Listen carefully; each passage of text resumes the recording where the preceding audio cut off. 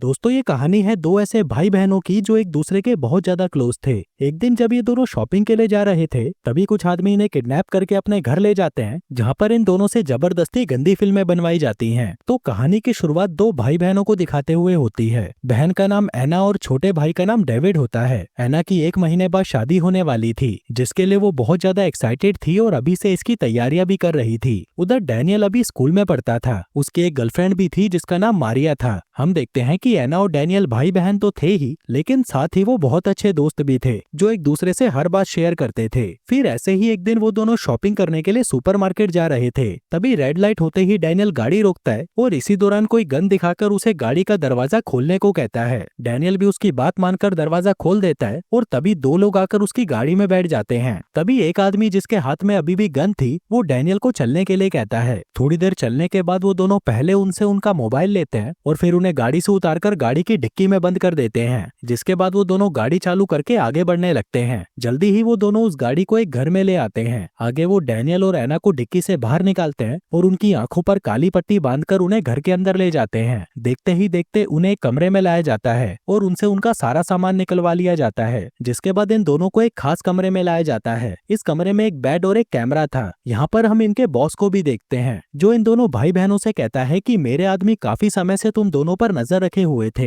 मेरा नाम जेम्स है और मैं तुम जैसे नौजवानों की गंदी फिल्में बनाकर बेचता हूँ। चलो अब तुम जल्दी से शुरू हो जाओ ताकि मैं तुम्हारी वीडियो बना सकूं, और अगर तुम लोगों ने मेरी बात नहीं मानी तो मैं तुम्हें मार दूंगा। वहीं डैनियल और एना उसे कुछ नहीं कहते और चुपचाप खड़े रहते हैं। आगे जेम्स के कहने पर डैनियल को बेड पर लिटा दिया जाता है, जिसके बाद एक आदमी उसके ऊपर गन पॉइंट करता है। वहीं अपने भाई को ऐसे देखकर एना रोने लगती है। तभी जेम्स उसे खींचकर दूसरे कमरे में लाता है और उसे समझाने लगता है कि तुम्हें मेरी बात मान लेनी चाहिए, वरना बेमतलब ही पहले तुम्हारा भाई मारा जाएगा और फिर तुम। दूसरी तरफ एक आदमी डैनियल को वाइग्रा की गोली देता है ताकि वो लंबे समय तक टिका रहे। वहीं एना जेम्स की बात मान जाती है, जिसके बाद उसे डैनियल के पास लाया जाता है और फिर जेम्स के कहने पर वो दोनों वहीं पर इंटीमेट होने लगते हैं। वहीं जेम्स उन दोनों को रिकॉर्ड कर रहा था, जिसके बाद उन दोनों को ब्लाइंड फोल्ड करके वापस गाड़ी की डिक्की में बंद कर दिया जाता है और फिर एक वीरान सी जगह पर ले जाकर उन्हें वहीं पर छोड़ दिया जाता है। हम देखते हैं कि वो दोनों किसी तरह सही सलामत वहां से अपने घर तो पहुंच गए थे, लेकिन उन दोनों के साथ जो कुछ भी हुआ था उससे वो अंदर तक सहमे हुए थे।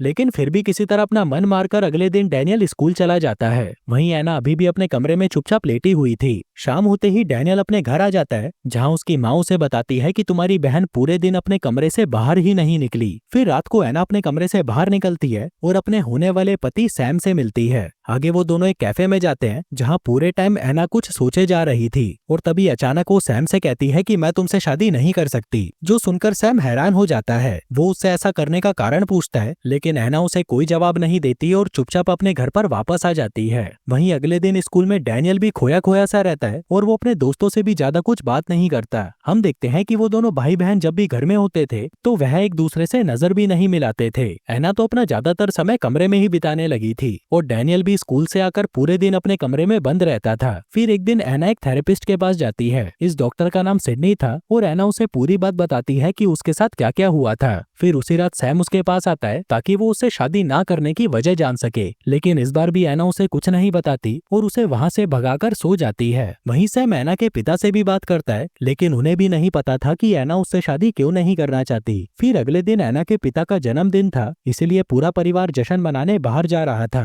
वहीं रास्ते में दोनों भाई बहन एक दूसरे से कोई बात नहीं करते, यहाँ तक कि वो एक दूसरे की तरफ देखते भी नहीं। आगे पार्टी में उन दोनों के माता पिता तो खूब एंजॉय करते हैं, लेकिन ये दोनों चुपचाप ही रहते हैं। ना तो एना डैनियल से कुछ कहती और ना ही डैनियल एना से कुछ कहता। फिर रात को पूरा परिवार पार्टी करके वापस आ जाता है। अगले दिन एना फिर से सिडनी के पास जाती है, जहाँ पर सिडनी एना से पूछती है कि क्या तुम्हें डैनियल के साथ मजा आया था। इस पर एना उसे कोई जवाब नहीं देती, जिसके बाद सिडनी उसे डैनियल को भी अपने साथ लाने को कहती है। फिर थोड़ी देर बाद एना घर लौट आती है और डैनियल के पास जाकर उसे सब कुछ बताती है कि वो उस एक्सीडेंट को भुलाने के लिए डॉक्टर सिडनी की मदद ले रही है और डॉक्टर सिडनी तुमसे भी बात करना चाहती है ताकि वो तुम्हारी भी मदद कर सके, लेकिन डैनियल उसकी बातों का कोई जवाब नहीं देता।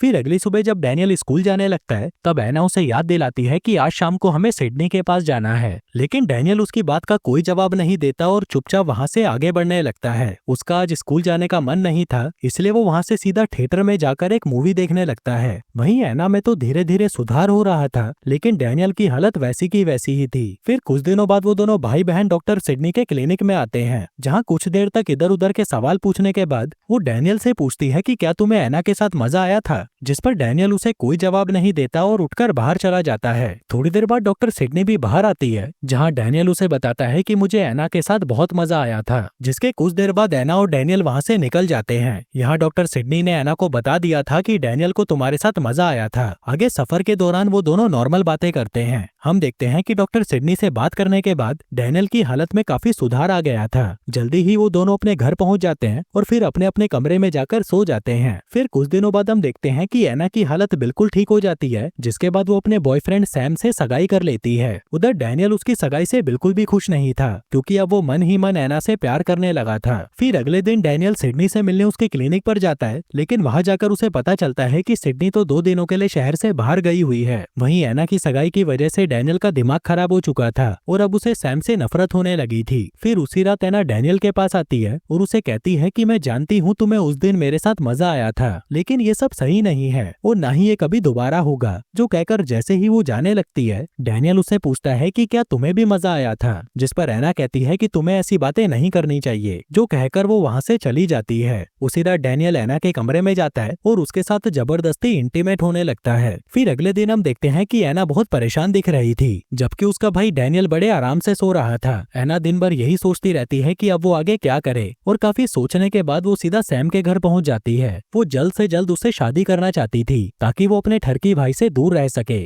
उधर डैनियल भी कई दिनों से चुपचाप सा था, जिस वजह से उसकी माँ उससे बात करने की कोशिश करती है, लेकिन उसके कई बार पूछने के बाद भी डैनियल उसे कुछ नहीं बताता। उधर सगाई के बाद एना की शादी की तैयारियां शुरू हो जाती है, जिस वजह से अब डैनियल और भी ज्यादा परेशान रहने लगा था। फिर 2 दिनों बाद एना की शादी भी हो जाती है। वहीं डैनियल एना की शादी में काफी उदास दिखाई दे रहा था। शादी में सभी लोग खूब एंजॉय कर रहे थे, जबकि डैनियल वहाँ पर अकेला ही घूम रहा था। इसी दौरान सैम बाथरूम जाता है और तभी डैनियल चाकू उठाकर उसके पीछे उसे मारने आ जाता है, लेकिन वो उसे मारने की हिम्मत नहीं कर पाता। इसके बाद वो एक गिलास में शैंपेन डलवाता है, जिसके बाद वो बाथरूम में आकर अपनी हाथ गाड़ी चलाता है और अपनी गाड़ी मलाई उस शैंपेन के गिलास में डाल देता है। जिसके बाद वो सैम के पास आता है और उसे वही शैंपेन पीने को कहता है। वहीं सैम को तो वो एक नॉर्मल सी शैंपेन लग रही थी, तो वह उसे बड़े ही चाव से पी जाता है। फिर सुबह होते ही एना की विदाई भी हो जाती है। वहीं डैनियल पहले सैम के गले लगता है और फिर एना के गले लगने के बहाने वो उसे जोर से दबाने लगता है। दरअसल वो एना को खुद से दूर नहीं करना चाहता था, लेकिन एना किसी तरह से उसे खुद से अलग करती है और फिर सैम के साथ चली जाती है। डैनियल उसे उदास आंखों से जाते हुए देखता है, जबकि एना सैम के साथ जाते हुए बहुत खुश लग रही थी।